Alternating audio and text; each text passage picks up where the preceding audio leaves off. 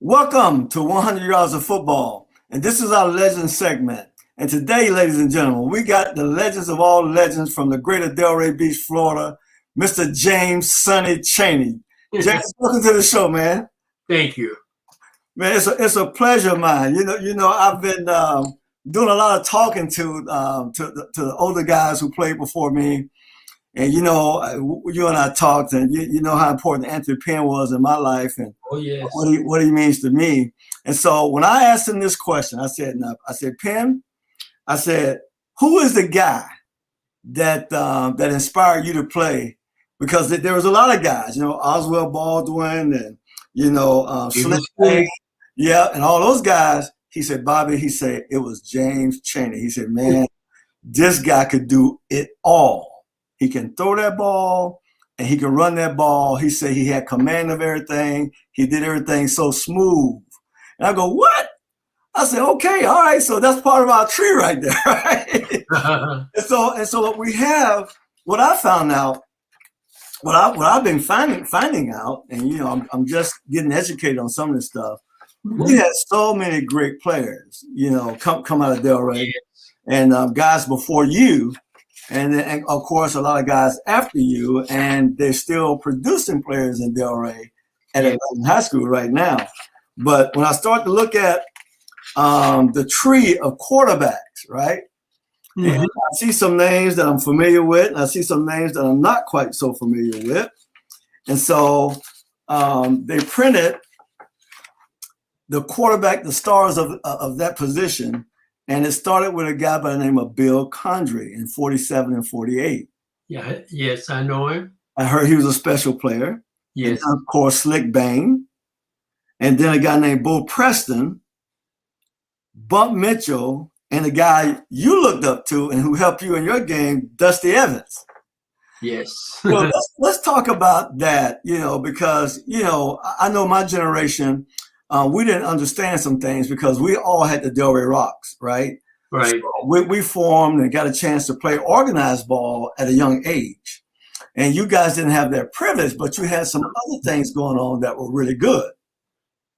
And so talk about that development for you growing up in Delray, learning to play a position. Was it street ball? Was it the community ball at the Teen Town Center? What was it? It was both. Okay.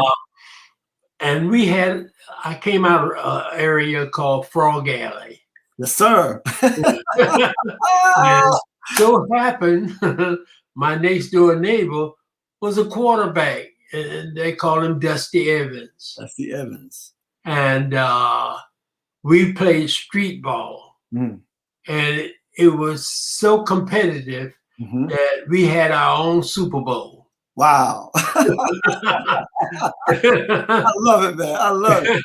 And you couldn't be on the team if you weren't, you had to know how to play football. How to play football. They told you and you just had to execute. Right. Wow. If you can execute, and that Dusty taught me how to hide the ball. Uh-huh. And that's what I learned. And he also taught me how to throw an accurate pass and a spiral pass. Oh, wow. Awesome, man. Yeah. Awesome. And I was discovered from what I knew through intramural football in my 7th grade class. Okay. My discoverer was Isaiah Rowe, the brother of Esther Rowe. Okay, wow.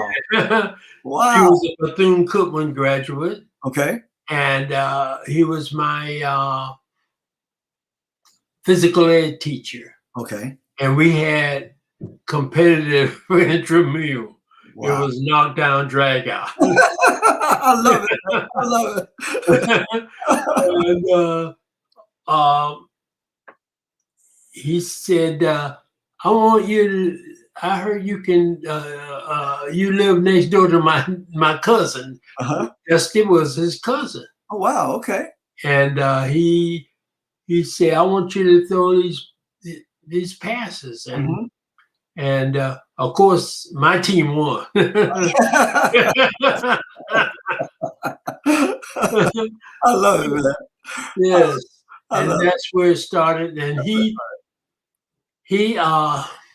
in the front, I was with him, and he said, "I want Coach Pompey. I want you to meet this young man." Wow. He said, "This is going to be your quarterback." Wow, man. He said, "I see it in him," and he was schooled by my cousin. And, that's how I became a quarterback in 8th grade. Wow. I was scared to death. I played, well, that was Bubba Tucker. Bubba Tucker, man. Nathaniel Tucker. Woo. One of the best football players I ever saw. Monster athlete. Unbelievable. He could play quarterback, he could play halfback, and he was a punter, and he kicked in one of our games against school out of Miami, Miami, who was the supreme in South Florida.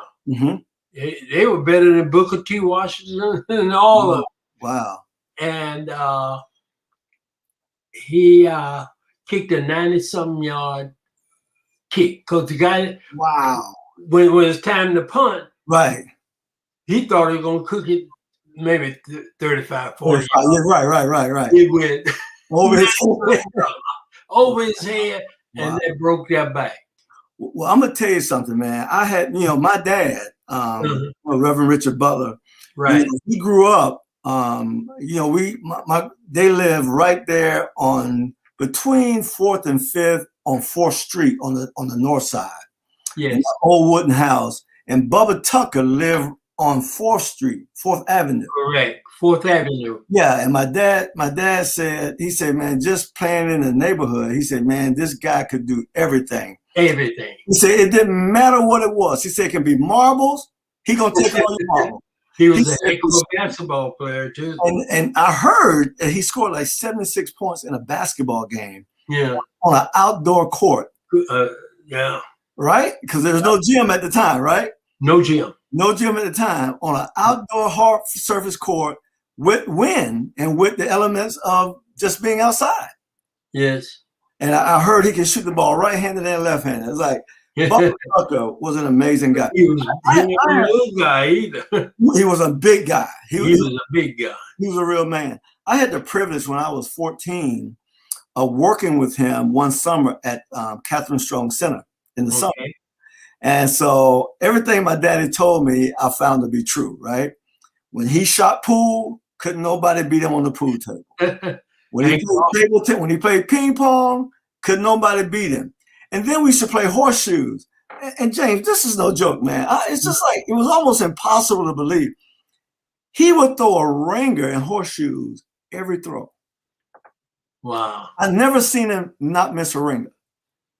And then we played softball. It wasn't fair. He hit the ball over the fence every time. I don't care how low you pitched it. He was going to jack that ball up and put it over the fence. And he was a heck of a golfer as well. Yes. And he could do anything, man. So I heard so much about his exploits, as an athlete. And I think, if I'm not mistaken, that Bubba Tucker was the first player from Delray Beach to be drafted into the NFL. If I'm not mistaken. I never heard anybody other. He was the one that I know of. Right. And so he was drafted by the Pittsburgh Steelers. He was the real deal athlete, man. Played in Florida. He was the real deal. he was the real deal, man. And so you played with some great guys. Oh yeah. And so talk about, all right. So Bubba Tucker was in the backfield. Who else was in the backfield? Grady Lowe. Grady Lowe. I've heard of Grady Lowe. Ooh, wow. Playing backfield. Lake Worth, Florida. Yep. We recruited. We took in Lake Worth back to Boca Raton. Wow. Yeah. Right. We had the cream of the cream. Wow. In that area. Man.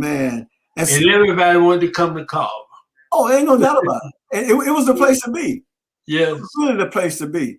So you had those two guys in the backfield. So who were your weapons that you threw the ball to? Who were your receivers?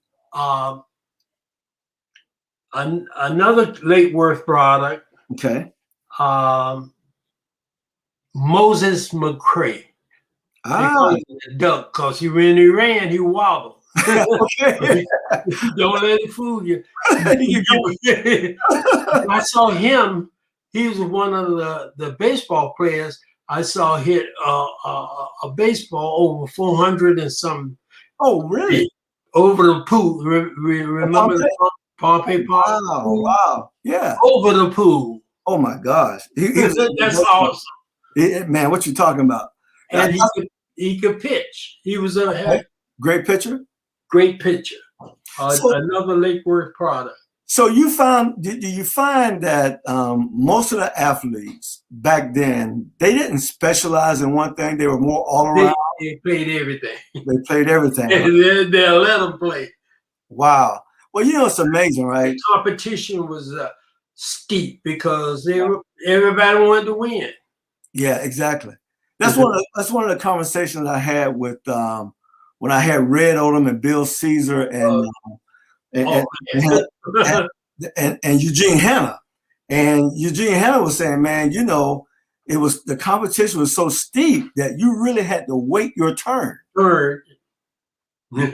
But when I think about that, James, what really goes in my mind, the fact that if you're like 8th, 9th grade and you're playing with these guys with this kind of talent, you're practicing against this kind of talent, and then all of a sudden you wait your turn, man, you had to develop. You had to develop into something. You had to perform. Exactly, and you're ready to go when it's your turn. I mean, that's powerful. Because see, my group wondered, well, they didn't have a Delray Rocks. What did they do? Right? They didn't have no organized ball. That's what y'all did. Yes. And so, I mean, that's powerful. That's powerful. And so Dusty Evans was the one who spent time with you and got you going. And Dusty was a fine police officer. And he made detective. He was the first detective on the Derry Beach Police Department. Wow. He was a special dude. I mean, I knew a lot about him. Awesome. I didn't know that he was a great player. I just knew he was a detective. You knew him. And every time I saw Dusty, I made sure I straightened up, right? He was nice. He was a nice guy. Let me tell you what happened once. I was driving when I was playing ball. I had a Porsche. I had a black. It was a triple black 911 Porsche, right? Mm-hmm. I had these like yellow headlights. And so I'm driving on the south side of 4th Avenue, coming up to Atlantic. And next thing you know, I saw the light flashing, right? I go, oh man, what these dudes want with me, man? So I pulled over and I'm sitting in my car. I get my license out. I'm ready for him. And out of the car was Dusty Evans. He came and he saw me. He said, oh man, he said, I was just checking you out. He said, I saw that license plate from Georgia. He said, I was just checking you out. He said, man, I said, man, thank you so much. Hey, don't give me a hard time, right? Yeah. But my mom talked about Dusty a lot because they were in high school at the same time. And so I knew he played, but I didn't know how good he was, right? Yes. I didn't know how good. But let me tell you who was a guy who founded me, James. I was playing street football one day on Northwest 11th Avenue. Okay. Right north of the pool. Mm-hmm. Okay? And I'm in front of Bump Mitchell's house. Cool. And my cousin, the Scotts, live right across from the Mitchells. Yeah. And the boys, the boy, all of them, my kinfolk. And so I'm down there playing with older boys because I always ended up playing with older boys because I was so much faster than everybody, and I was pulled into those games. But I wasn't physical enough. Mm-hmm. I'm out in the streets, man. I'm playing quarterback. I'm just throwing the ball to the older kids, and they catching them. And Bump Mitchell pulled up.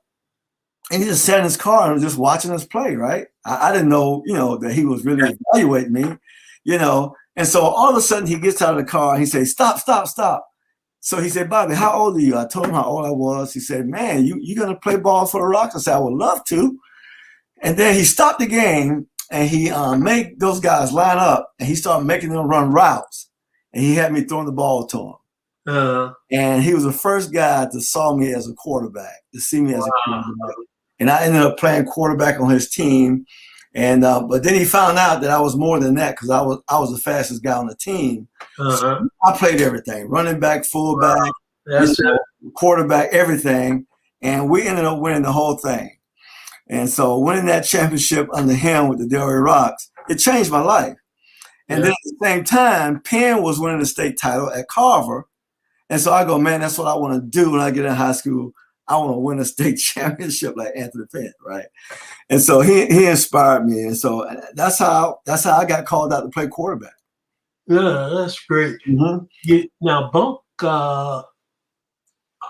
gave me a jersey, number 10.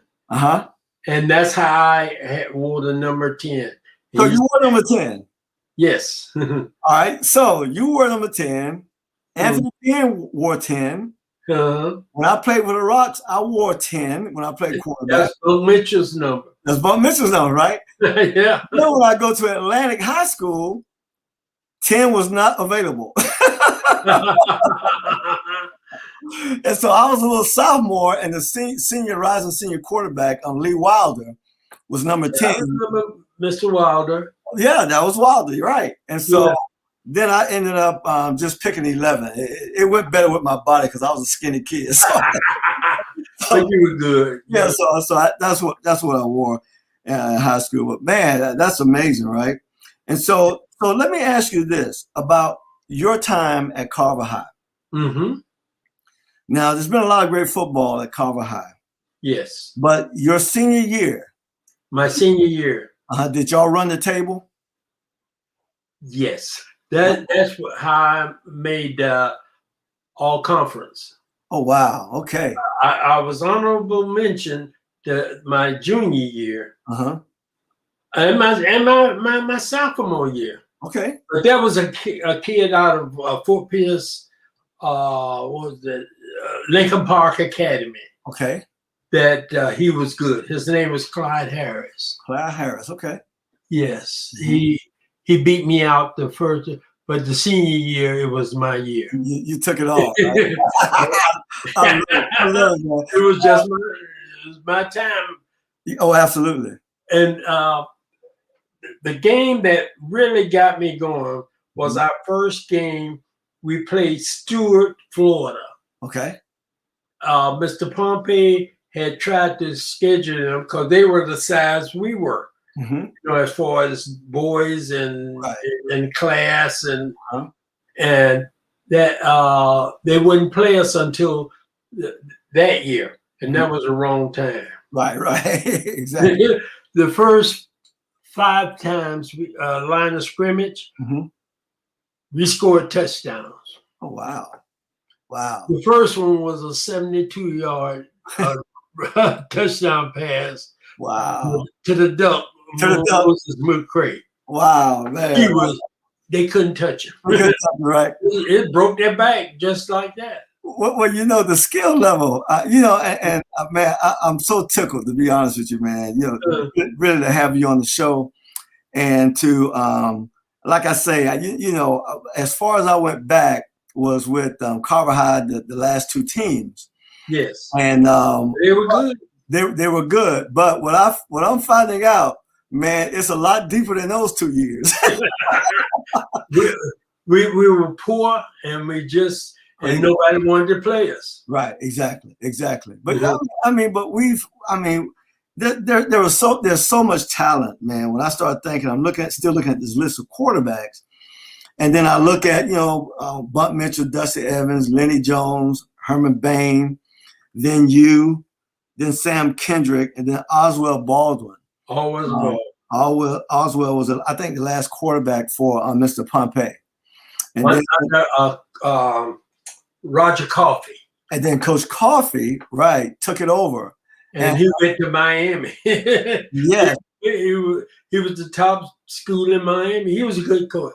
Listen, Coach Coffey, his son Larry, his oldest son, and I are best friends to this day. Matter of fact, Larry. Larry lives in Miami, but Larry just came through Atlanta yesterday. We spent 4 hours together yesterday over in Lithonia, sitting and laughing, talking about the old time, right? Wow. Just yesterday, he's heading up to Pennsylvania today with his wife. She's from Pennsylvania, so they go up, twice a year, drive up there. And so he come through here, and I spent some time with him just yesterday, right? Oh, that's great. Right. So what the privilege I had was that Coach Coffey lived on 13th Avenue in those duplexes, and we live on 12th Avenue in those duplexes. And my dad didn't allow me to play on 12th because there was some, how can I say it, some bad activity on 12th Avenue all the time. So my dad, if my dad caught me out in front on 12th, bro, I'm gonna get it, and I'm gonna get it real good. But what I could do though, I can go to Larry's house and Coach Coffey's house and spend as much time as possible. And all that did, man, James, all that did for me was expand my knowledge of the game, because Coach Coffey was all about football. He knew it 24/7, right? Mm-hmm. But then again, I got a chance to see people like Greg Dawson, Billy Plummer, Barry, all those guys come through. You knew Billy Plummer? Man, Billy passed in Atlanta a few years ago. Yes. And we developed a relationship, man. We talked all the time, man. Billy Plummer was a great athlete. He was one of the best. He was one of the best. His dad and my mother and father were best of friends. Oh, really? Wow. Yes. Wow. They used to call him 3T. 3T, that's right. That's right. Hey, I know, right? Now, let's get back to you. So, all right. So did you play defense at all, or you just? Yes. I wanted to play because I used to love to hit the jockey strap. Well, you know what's funny, right? So I'm listening to you talk, right? And you want to hit people. Anthony Penn says, he said, man, I didn't want to play quarterback. He said, I want to hit somebody. I go, what? And so for me, I'm going to be honest with you, man. I never wanted to play defense. I always saw myself as a quarterback. But play defense too. But there was a blessing in disguise for me, right? Mm-hmm. I thought when I was in the 8th grade, I played for the Rocks, and I sat the bench for the first time. Yeah. And, that thing hurt, man. To this day, man, I can feel it like it was last night. I was riding that bench. And all I knew to do, James, was go to practice, man, and work hard, and just show the coaches that, man, I should be playing. Yeah. But no matter what I did, man, they didn't see me, right? And so Red Odom, every night, Bobby, help us on defense. I said, man, I don't do that, man. I don't do that, right? And so it finally hit me. You know what? They're not going to play me. I better go over here and help Red. Maybe they'll give me a chance to play. And so what happened, though, I never played, only in cleanup duty, but I learned how to tackle. Yeah. Now, I didn't see. Now, I'm telling you, I thought that was the worst year of my life, but it actually turned out to be the best year of my life. Best year. Because when you think about, even after that year, I came back my last year at the Rocks, and I was a starting quarterback on that team. My last year, and we won the championship, and then we went to Jacksonville. We beat a team that was like 10th and 11th graders. We beat them in Jacksonville. We won everything. And then I go to high school, and I played as a sophomore. I was a starting safety, and I was a second string quarterback my 10th grade year. But my junior and senior year, I was a starting quarterback, but I also started at safety. Yes. So I played both ways. I was a punter. I was a punt returner. I was a kickoff returner. I did everything except the kickoff team, right? And so, but all I really thought about was playing offense, man. That's all was in my head. But what happened, because I was an athlete and I was fast, my senior year, I had 7 picks, 6 for touchdowns. And so everybody in the country recruited me to play on the defensive side of the ball. Mm-hmm. And so that's what I had to take. And when I left, I played 4 years in college. I was All-American, defensive back, I was a first-round draft choice in the National Football League and played 12 years tackling people. When I thought it was the worst thing happened to me, in the 8th grade, that year I had to tackle. I mean, that's how God worked, man. That's just how it works in mysterious ways. Well, you know what I realized, what I come to know through living my life is that you can have your own plans, right? But the Bible says He knows the plans He has for you, right? And so what we have to do, it's okay to write out your dreams, your goals, your vision for your life. Write it out. But be flexible enough to give God room to do what He's going to do in your life. Yes. Because he's going to do something. he's going to do something. So that's my story. But man, so after high school, you guys won it all. You ran the table. You won every game, which is the hardest thing to do in football, by the way. Yes. I don't care what nobody say. To win it all, it's the hardest thing to do. The Dolphins, they were 16-0. I think that was 73, 74. Mm-hmm. Nobody has run the table in the NFL since that time. Nobody's done it. Tom Brady. It was some team. Tom Brady came close, I think in 2007 in New England. I think they were like 19-0 regular season and playoffs, something like that. And they lost the Super Bowl to Eli Manning. And so they didn't run the table, right? The hardest thing to do is to go undefeated. So what's the mindset for you? How did everybody keep that focus the whole year? The competition kept you in line, because if you didn't produce, there was somebody right behind you who was hungry for that position. Right. Okay. Yes. Mm-hmm. And the coaching. Mm-hmm. Right. And when I became quarterback, I was invited to all the what they call a skull session, the strategy. Right. Yeah. Pompey was a strategy coach, and he knew talent, right, and he made you believe in yourself. So when here I am in 8th grade, and I'm playing against these guys, 200 and some, right. And I asked him, I said, Mr. Pompey, I'm only in the 8th grade. He said, I'll take care of you. You're right. Nothing's going to happen to you. Wow. But I remember the best thing to keep you from getting injured is produce. That's right. There it is. Be in shape. Be in shape. And there you go. Because you can get your head knocked off. Yeah, you get your head knocked off. That's for sure. So, Mr. Pompey, talk about Mr. Pompey, because he's a special man. Yes, he was. One of the things, James, he wrote this book. He had his transcripts, but they didn't publish it until after he had passed. His wife published it. Called More Rivers to Cross. Yes. And you can purchase this book at the Spady Cultural Center.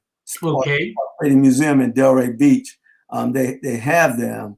It's a great book. It's about 800 pages, and it's just telling the story of him going through life as an educator back in those days, right? And it's an excellent book. It's an excellent book. And he was instrumental in starting the union for equal play in public county schools. Exactly. He was. He was out front in all of that, man. Yes. Even the integration of the beach in Delray Beach. He was involved with so much, and you think about that. He wasn't just a teacher. He wasn't just an educator. He's administrator. He's a coordinator. You name it. He did it all. And then the other thing that I'm impressed about, they started playing sports at Carver in 1944, and he was there from the beginning until he retired in 64 from athletics. But man, he coached every sport. Yes. Every sport. Teams. and had great teams. Yeah. And I'm gonna tell you, it was Yvonne Odom who brought my attention to all the stuff that Mr. Pompey accomplished as a coach. At Carver High. I had no clue. I had no clue. But thank God, somebody told me. And we started doing some research and finding out that, man. And then I'm looking at some of these names, James. People like Sam Scalot. Ooh. All right. People like Tank. I saw him run. He didn't make him no different. He run around you, but he could run right over you. Over you, right? I mean, you had him, and then you had Bud Wilson. Bud Wilson was the first 1,000-yard rusher in Carver High's school history. He's big too. He was a big guy, right? Wasn't no fat on him. wasn't no fat on him at all. And so I look at all these names, and I even see my uncle, the guy that I'm named after. He was an all-conference center in 1947-48. Bobby Butler. Yeah. I didn't know him. I knew the name. And heard of him. Now you knew his wife, Vernice Butler. Yes. That was his wife. Excellent teacher, right? She was teaching school when I was at Atlantic before I graduated high school. And so when I look at this list of people, some of these men, I used to see just walking around in Delray, or like Jake Pullum. He owned the gas station on Avenue. He was a cool dude, man. He was a cool dude. He was a great player, right? Great player. I didn't know that until I had no clue. And then we talk about Henry Stack Fashaw. The Fashaws. Yes, sir. Everybody know the Fashaws, right? Oh, yeah. and then my distant cousin, and he's not my cousin on the Butler side. He's my cousin on the boys' side. Okay. Name's Cannonball Butler. That was my high school classmate and college classmate. So you went there with Waters as well? Yes. I didn't know that, man. Really? I don't talk about it because I didn't graduate from college. Right.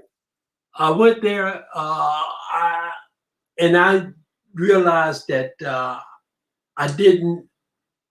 wasn't going to go any further. Right. I had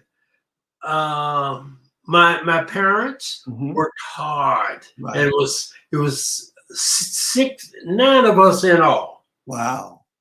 And I just couldn't see my parents having stuff anymore. Right. And I prayed about it. And the best decision I made was that I went 2 years at Waters. I quarterbacked my freshman year. Oh, wow. That team to championship. I got hurt. Wow. And that's when I began to hey, it's time. Right. And you need to do something else. Right. And I became interested in computers. Okay. Wow. And I went to work for Pratt & Whitney. Wow. And I became what do you call it? A technician. Technician. I ran sophisticated computers, number crunchers. Okay. Wow. And that was the best decision you ever made. Oh, absolutely. I was able to build a home, furnish that baby without having to borrow and what do you call it when you pay on credit. Right. You have to do I furnished it. Right. All over Pratt & Whitney, and they treated me good, and that's where I get my retirement from now. Wow! So how many years you put in Pratt & Whitney? 29. Wow, that's a real retirement now. And I became team leader. Oh, wow! And it was my job to make sure all the money came in through the computers. Right. We never missed. Wow, that's awesome. The last 29 years. So let me ask you this question. So you became a leader at Pratt & Whitney. Yeah.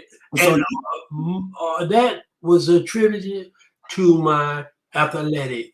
yes. And part of the thing when you became a quarterback under Mr. Pompey, you had to be set up plays. You know, sometime I got so good at it that I could do audible. Okay.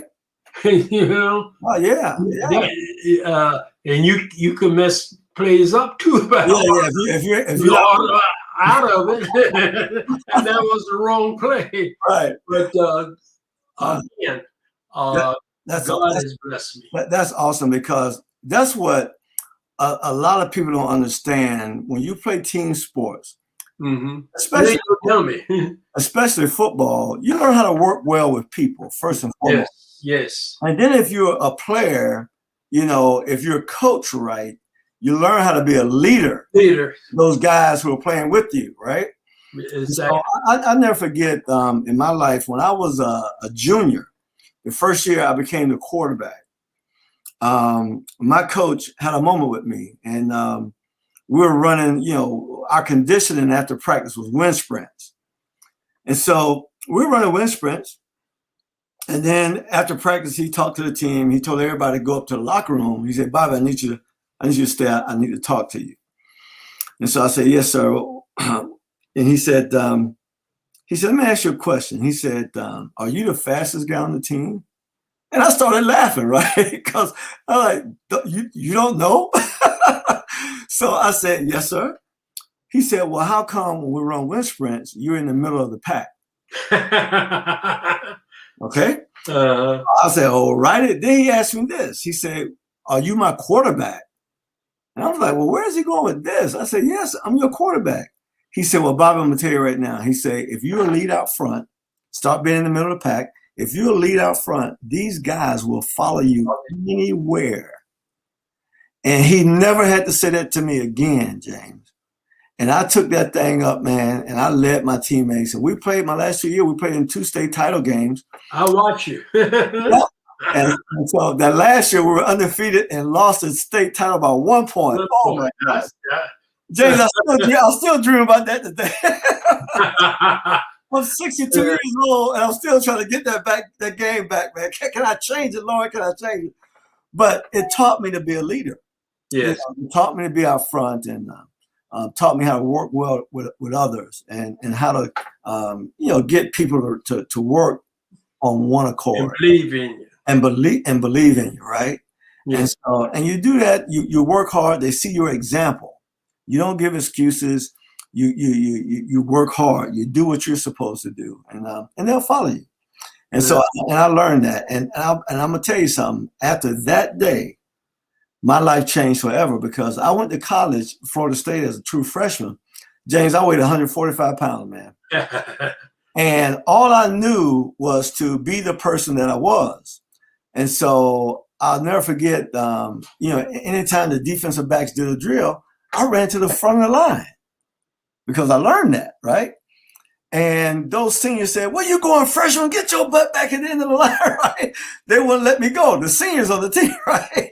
Because they were captains and they were this and that. But I didn't know no better. And I'm going to tell you, I was on all their tails, man, because I was that guy that if you messed up, I'm going to be in the lineup. I'm going to be in the lineup. I'm going to get the chance to do this because I wasn't afraid, right?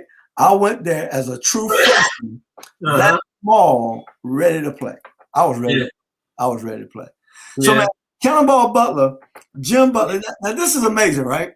Yes. Now, in high school at Carver, he played tight end. Tight end.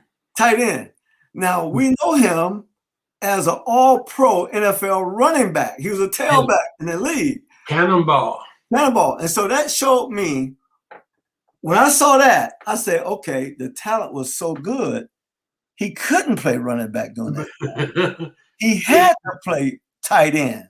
Yes. That's amazing. And I'm going to tell you another thing about Cannonball real quick, because I love the guy. When I came here to Atlanta in 81, of course, he was done playing ball at the time. He had a jazz club on the south side of Atlanta. And his wife, Mary, Mary used to be a gas. You know, Mary, and you spoke at his funeral. At his homegoing, yes. Yes, at his homegoing. And so I used to hang down there with Cannonball, and he would, teach me what to do, what not to do in the city, who was, stay away from these people or don't go here. He was a good guy, and yes. But I found out that I was in Jacksonville. It was after he had passed. Okay. And I was at Edwards Waters because I do football camps with kids all over the United States. And so I was at Edwards Waters. The athletic director there at the time had some involvement with our football camp. And so I go in the gym and I see this one jersey hanging up in the gym. And there was Cannonball's Edwards Waters jersey. And he was the only player ever drafted to the NFL out of that school. To this day, right? That's amazing, right? That's amazing. He was, and he was just as humble, and he was smart too. Yeah, very in particular math, and science. He was good. Yeah, he was a good businessman too. Yes, it really was. He really was, and so yeah, he was. I remember when I was about 12. I remember he was playing for the Falcons, and they played the Packers on Monday Night Football. And he had the game of all games, man. I'll never forget going to school the next day, putting my shirt out like, that's my cousin, that's my cousin. I'm bragging like I had did it, right? But all of that, man, had a lot to do with inspiring me, right? To see him playing and to see Penn and Greg Dobson and all those guys playing. And to hear about you guys, and I mean, it's just special. We come from a special little town. A little town, yes. It's a special place, and one of the things that we do, we breed athletes, but more so football players than anything. Yeah, yes. I mean, we can talk about people like. Did you play with Robert Cornelius? Yeah. Oh no, he was behind me. He was behind me. I saw him play. Okay. Very talented. Very, very talented. Now, he was a receiver too as well, right? Yes. That family, the Cornelius family. Oh, man. Let me tell you, I played some girls and sister. One of them girls she could run, man. Run. They can do it all. Oh. They can do it all. Yes. So I played. Really fortunate to have that family. Oh, man, that family probably the biggest or, the largest athletic family in Delray. Yeah. Because when I was in high school as a freshman, I played, I ended up getting pulled up on the varsity during the tournament time. And Gene Cornelius was the starting point guard. And, man, he was an excellent basketball player. Yes. And then I happened to play with Steve Cornelius. He was 1 year ahead of me in football, basketball, and track. Steve just passed a few weeks ago, God rest his soul. Where was he in Delray? He was I think he was in West Palm, but he was back. That's where I live, in West Palm. West Palm, yeah, I think he was in West Palm. I threw more touchdown passes to Steve Cornelius than anybody. Yes. Yeah, he was special. He also played defensive end. He was our best basketball player. Steve was about 6'2.5", 6'3", probably about 215, somewhere like that, 220. And just a beautiful athlete, man. Yeah. Just a beautiful athlete. And then even before them, Charles Cornelius, he played at Atlantic when the integration came about. Charles played 8 years professional football at corner. Played at Bethune-Cookman. Yeah, Charles Cornelius. Played for the Dolphins, played for the 49ers, and he played in Canada. Mm-hmm. Oh, I didn't know that. Charles Cornelius. Yeah, I remember him. And then I played basketball with one who was 1 year younger, Tim Cornelius. Uh-huh. And Tim Cornelius he was a great basketball player. I could never get him to play football. Uh-huh. I had this vision of him running routes and me throwing the ball at Tim because Tim was like 6'2", had good speed, but could out-jump everybody. Yeah. I mean, he broke the high jump record at Atlantic as a sophomore. He jumped 6'10", wow, almost 7 feet as a 10th grader. So just give me an idea what kind of athlete he was. And then you have Fonzo Cornelius come behind him, And I mean that Cornelius family and Warren Cornelius played. Warren, I remember Warren. Played at Carver High with Anthony Penn and all those guys. So man, the Cornelius family, I'm telling you, very talented. And there's another group, the Parker family. You know, Doug Parker. Doug Parker. Yeah, there was several of them. It was Mike Parker. Mike, I remember Mike. And they were all in my generation. Then they had children. Doug Parker Jr., who was a great football player, and then they had one of the Parker boys went to Florida State, and he also played football in the National Football League. Yeah, so it's just and then the Flower family, you know, Brandon Flowers, Lester Flowers, Willie C. Flowers. And they had a brother. He went to Edward Waters, but he left and he went to Michigan State, I think. He played. What was that boy? Oh, I can't think of his name. He was built too now. He was built, yeah. He kind of reminded me of Tucker. Oh wow! Okay. He's built like that. Wow! But he played at Michigan State. Right. He was good. I tell you, we have some great players come out of there.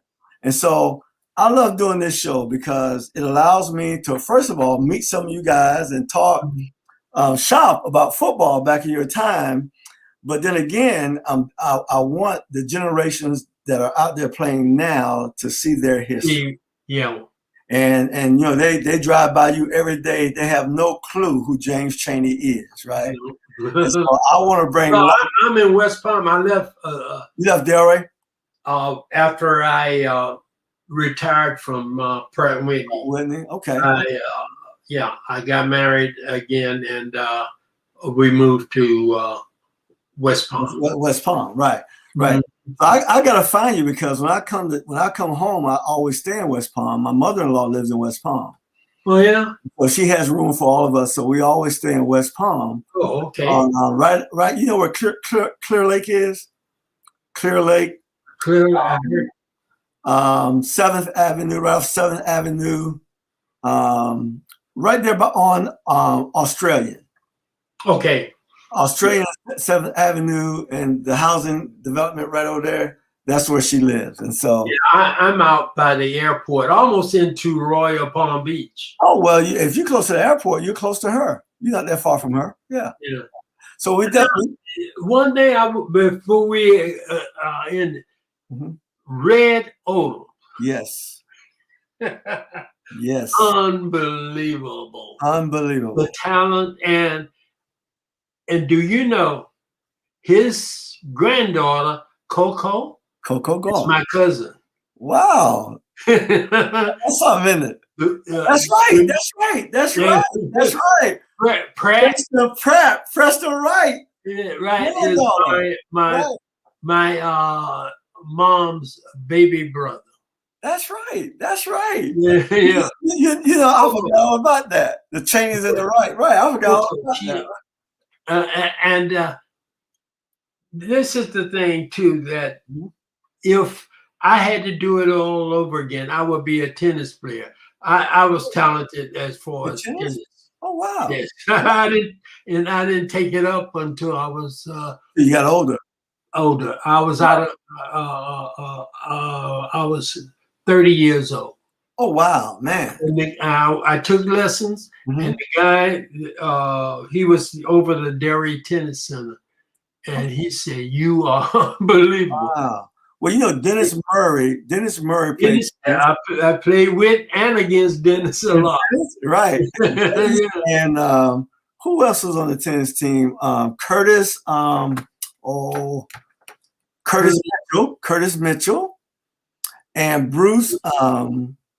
So yeah, we had a few people play tennis back in the day. But you know the thing about Delray, you know, we can be talented in a lot of things. Yes. But football is going to call our number. It's king. Football. It's going to call our number. We can't help it. It's what we do. And Bruce Harris was a great tennis player down there too. I don't know if you remember Bruce Harris. Yes. He was a musician. He was a big time musician. Yes. You know, you need to go back and look at one of the shows. Have your wife on YouTube and watch the show that we did with the Carver High Band. Mm-hmm. And I did a show with Bruce Harris and Dr. Young, who's up at FAMU right now. All of them played in the band at Carver High. Like Mr. Wesley, with Mr. Wesley was on the show. Unbelievable band director. Oh, man, what you talking about, man? And James, I'm gonna tell you what's amazing, because when I came along, of course, there was no more Carver High, but Carver Middle School. And the principal at Carver Middle School was a guy by the name of Mr. Pape. So he was my principal, and I played in the band. I played French horn in the band at Carver, and of course, Mr. Wesley was still there. Well, okay. And then we all went to St. Paul AME. So, you know, right? And so the Chaneys, the Wesleys, we were all in the same house at church. Yeah. So until my dad, you know, he was a minister, and he got his first assignment. I think it was Lake Wales, wasn't it? No, he went to Jupiter. Jupiter, okay. Yeah. We went to a little small place way back in the day when all the roads were dirt roads. And James, we had church in an old condemned house. Yeah. In an old condemned house. But the Lord bless my daddy. You know, he'll be 85 the end of this year. He's 84 right now. He's still kicking strong. He's still a pastor at his church in Boynton Beach, New Christian Life. Oh, is that Old Boynton Road? Old Boynton Road, that's right. Yeah. He's still there. I know where it is. Yeah, he's not doing a whole lot now, but he's still there, and God bless him. He's got good people there taking care of him, man. Yeah. But look, man, hey, man, it's been a pleasure to have you on the show tonight, man. It's been a pleasure. And thank you for having me. Well, I tell you what, when I found out about you and what you did, your accomplishments, and my hero, what he said about you, I go, well, there's the tree right there. I mean, I saw you play, and I want to be like you. You saw James play, and you want to be the next James Chaney. And, you know, and then, you know, Dusty Evans had you. That's a tree right there. I mean, we were inspired, and there's nothing like inspiration. Oh, yes. You know, when you can go out and inspire somebody. I had no idea. I'm going to tell you this, and we'll get off the air. You know, when I was a little boy, I'd go to Carver High games, and I watch Penn play. And I'll never forget the thing, the first time I saw him do something great, they were playing Roosevelt. And Anthony dropped straight back, and the rush came in on him, and he ran to the right. He made a loop, went to the left. He made another loop. Next thing you know, man, he had to be 20, 30 yards back, right? And I'm going, what is he doing? And he was avoiding the rush. And all of a sudden, he turned and started running downhill back toward the line of scrimmage. And all of a sudden, he just launched one, man. Bam! That ball up there in the clouds. That goddamn Alfonso Wilson caught that ball for a touchdown. Oh, man. God, dog. Look at that right there. I saw that game. You saw it? All right. Yeah. That was a heck of a play, wasn't it, man? Yes. And I said that night, I want to be Anthony Penn. That one play changed my life. It changed my thought process. Yeah. And what I would do, James, I would go out in the street when I played street ball. And that was almost every day. And I'd take a white T-shirt. And I got spankings behind this, but they stopped spanking me. I get an ink pen or a marker, and I put number 10 on my and I'll put Penn on the back, right? And I go out there and pretend I'm Anthony Penn, man. I'm throwing that football everywhere, man. I'm throwing that football everywhere. And that's how I developed. Pretending to be Anthony Penn and just doing some of the things that I saw him do. And I developed something too, man, you know. And that's one of the things right now, even though I play defense, and everybody in Atlanta knows me as a cornerback, and people, you know, I went to college with, I said, man, y'all should have saw me play quarterback. I said, that's all I can say. Y'all should have saw me behind the center, man. That was the special part, right? Now, did you meet Dion Sanders? Well, let me tell you now. So he was there? Well, listen, Dion, you know, of course, he's from Fort Myers, and he played at Florida State. So when Dion was a rookie, I was in my 9th year. And so we were roommates. What? And we played 4 years together. Oh, wow. Oh, man.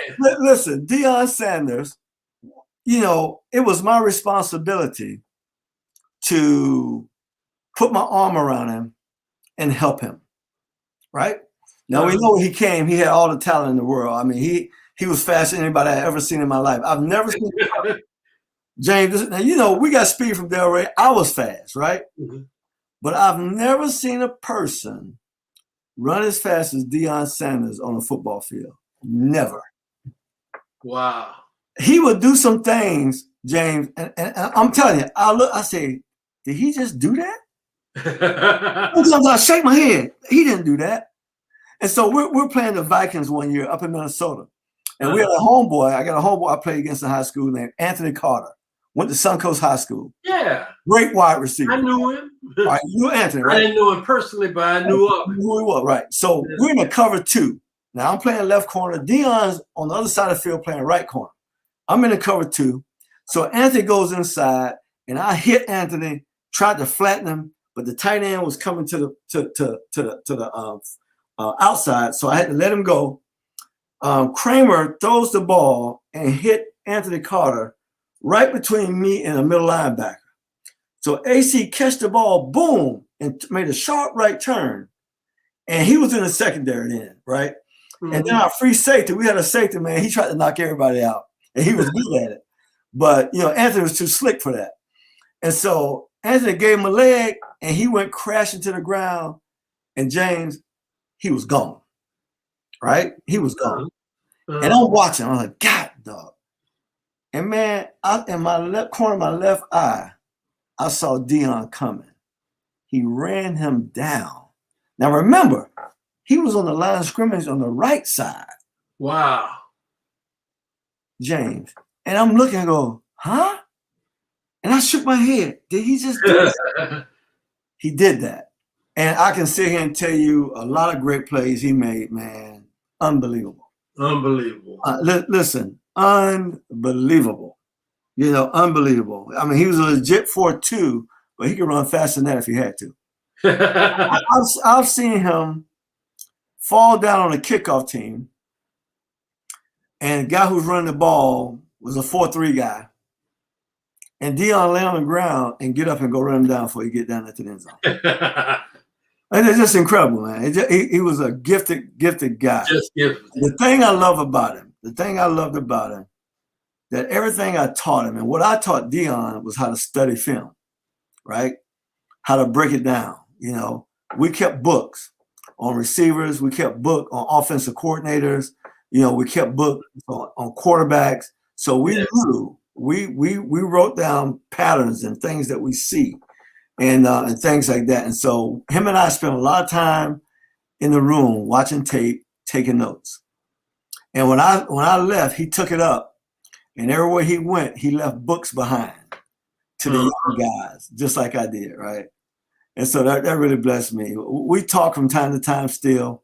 And I saw him at a funeral this past October in Tallahassee. Equipment manager passed, and I went to eulogize him.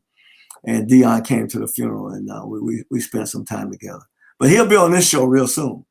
Oh, good. Yeah, he's going to be on this show real soon. We already talked about it. So the people are going to love to see him out here on the show. Well, look, man. Hey, God bless you. Right?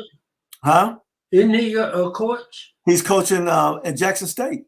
He's coaching HBCU. Oh, yeah. Jackson State, right? And so I'm excited for him to do that because I think he can change. He maybe can shift some things, in our HBCUs, bring some dollars to our colleges, right? Yeah. To our colleges and bring sponsorship dollars, and that's what they need. And they need to be on TV a little bit more, and they need to have more of an opportunity at the NFL Combine. Because since the old days, they don't get that opportunity. And so therefore they don't get drafted as high as everybody else. If you go to Ohio State, you can have a guy at Bethune-Cookman who's a great player, run a 4.240 and don't have that exposure, and he's not going to get the same opportunity that plays at Florida or Florida State. Just not going to happen. Yeah. So it's going to be interesting to see how this thing play out. Now Dion is in. Eddie George, I think, just took the job at Tennessee State. Oh, okay. So yeah, and so I'm seeing that going now. Some other ex-professional athletes are taking these jobs at HBCUs, and so I'm excited to see how that all turns out. It's gonna be good. Well, look, ladies and gentlemen, that's our show tonight. We had with us tonight the legendary Mr. James Sonny Chaney, quarterback, class of '61, Pompey Carver High School. James, thank you so much for being on the show, taking time to give us your time to spend with me tonight, for the great people to hear your story. Thank you again. All right. God bless you.